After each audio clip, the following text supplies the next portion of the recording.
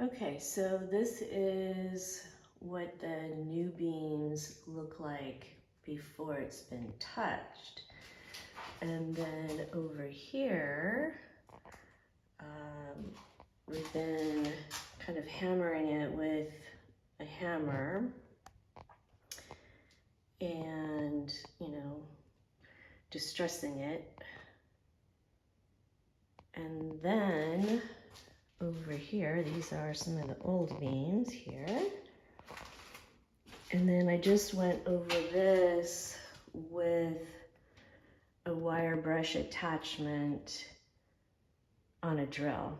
And so it's really getting rid of some of the soft wood, and then it shows the grain really well. And so I think it will look really nice once it's stained.